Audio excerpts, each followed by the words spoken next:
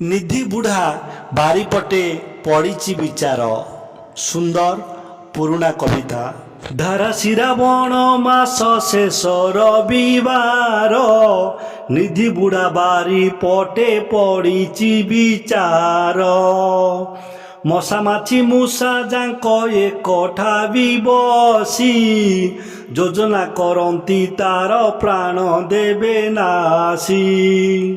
କହନ୍ତି ସେ ଦୁଧ ଭାତ କୁକୁରକୁ ଦିଏ, ଆମର ପ୍ରତାପ କେତେ ଜାଣି ନାହିଁ ସିଏ। ନିଶକୁ ଫୁଲାଇ ମୂଷା ଦୁଇ ଗୋଡ଼ ଛାଟି, କହେ ଆଗ ନିଧି ଆର ଚୁଟି ନେବି କାଟି।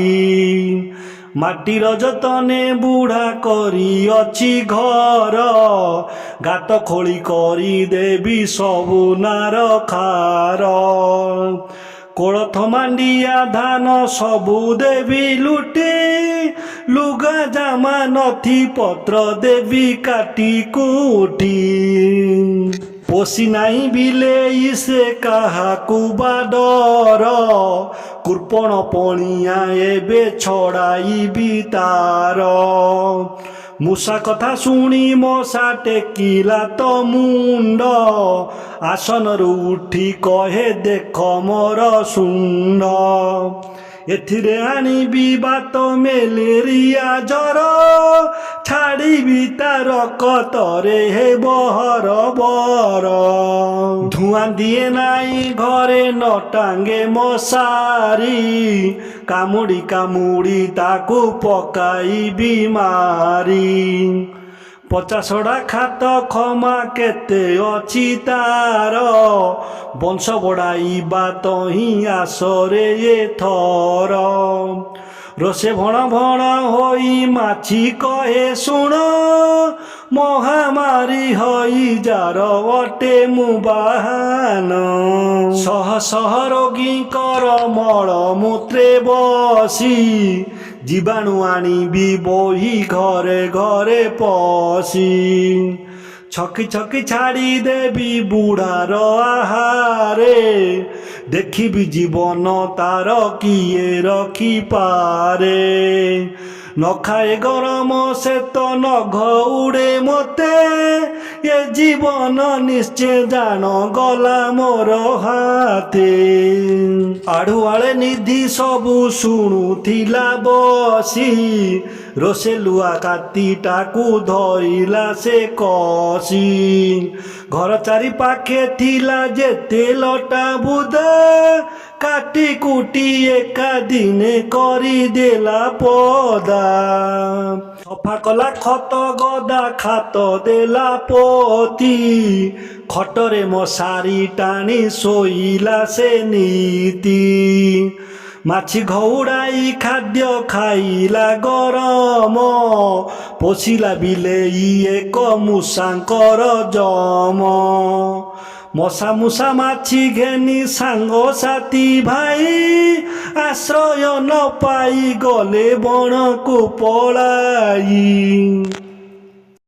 ଆଚ୍ଛା ପିଲାମାନେ, ଆଜି ଆମେ ଯେଉଁ କବିତାଟି ଶୁଣିଲେ, ଏଥିରୁ ଆମେ କେଉଁ ଶିକ୍ଷା ସଞ୍ଚୟ କଲେ ବା ଗ୍ରହଣ କଲେ, ଯାହାକି ଆମର ଦୈନନ୍ଦିନ କାମରେ ବା ଉପକାରରେ ଆସିବ?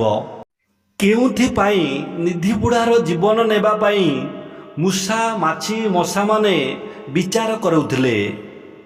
କାହିଁକି ନା ନିଧି ବୁଢ଼ା ବାରିପଟେ ତାର ଚତୁଃପାର୍ଶ୍ୱରେ ଘରର ଅଳିଆ ଆବର୍ଜନା ନର୍ଦ୍ଦମା ଖାଲ ଖାମା ଜମି ରହୁଥିଲା ଏବଂ ସେ ମଶାରୀ ଟାଙ୍ଗିକି ଶୋଉନଥିଲା ଏବଂ ଘରେ ଧୂଆଁ ଦେଉନଥିଲା, ଯେଉଁଥିପାଇଁ କି ମଶାର ପ୍ରତିବନ୍ଧକ ହୋଇପାରିବ।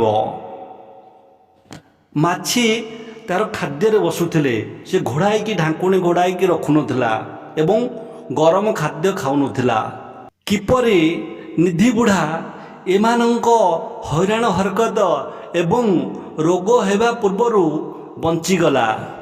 କାହିଁକି ନା ଯେତେବେଳେ ତାର ଘର ଚାରିପାଖରେ ଅଳିଆ ଆବର୍ଜନା ନର୍ଦ୍ଦମା ପାଣି ଜମୁଥିଲା, ଖାଲ ଖମା ଖତ ଓଦା ଥିଲା, ସେତେବେଳେ ସେଥିରୁ କ'ଣ ହେଉଥିଲା ନା ମଶା ଆଉ ମାଛିମାନେ ଜନ୍ମ ନେଉଥିଲେ ନିଧି ବୁଢ଼ା କ'ଣ କଲା ନା ସେ ଅଳିଆ ଆବର୍ଜନା ଲତା ଲଟା ସବୁ ତାର ଚତୁଃପାର୍ଶ୍ୱରୁ ସଫା କରିନେଲା। ତାପରେ ଯେଉଁ ଖାଲ ଖମା ଥିଲା ତାକୁ ପୋତିଦେଲା। ଘରେ ମୂଷାଙ୍କ ଦାଉରୁ ରକ୍ଷା ପାଇବା ପାଇଁ କ'ଣ ନା ବିଲେଇ ଗୋଟେ ପଶିଲା। ମଶାରୀ ଟାଙ୍ଗିକି ଶୋଇଲା। ଘରେ ଧୂଆଁ ଦେଲା। ଖାଦ୍ୟରେ ମାଛି ବସିବା ଦ୍ୱାରା କ'ଣ ହେଇଥାଏ ନା ହଇଜା ମହାମାରୀ ବ୍ୟାପିଥାଏ। ସେଥିପାଇଁ ନିଧି ବୁଢ଼ା କ'ଣ କଲା ନା ଖାଦ୍ୟରେ ଢାଙ୍କୁଣୀ ଘୋଡ଼ାଇକି ରଖିଲା ଏବଂ ଗରମ ପାଣି ସହିତ ଗରମ ଖାଦ୍ୟ ବ୍ୟବହାର କଲା ବା ଖାଇଲା। ତେଣୁ ଏମାନଙ୍କ କୋପରୁ କିଏ ନିଧି ବୁଢ଼ା ରକ୍ଷା ପାଇଗଲା ବା ବଞ୍ଚିଗଲା। ଖାଲି ନିଧି ବୁଢ଼ା ନୁହେଁ, ବର୍ତ୍ତମାନ ବର୍ଷା ଦିନରେ ଆମେ ଯଦି ଏହିସବୁ ପ୍ରତିକାର ନ କରିବା ତେବେ ବିଭିନ୍ନ ପ୍ରକାର ରୋଗର ଶିକାର ହେବା ସ୍ୱାଭାବିକ। ଆହୁରି ସୁନ୍ଦର ସୁନ୍ଦର ବିଷୟବସ୍ତୁ ଉପରେ ଜାଣିବା ପାଇଁ ଆମର ଚ୍ୟାନେଲକୁ ସବସ୍କ୍ରାଇବ୍, ଲାଇକ୍, କମେଣ୍ଟ, ସେୟାର କରିବାକୁ ଭୁଲନ୍ତୁ ନାହିଁ।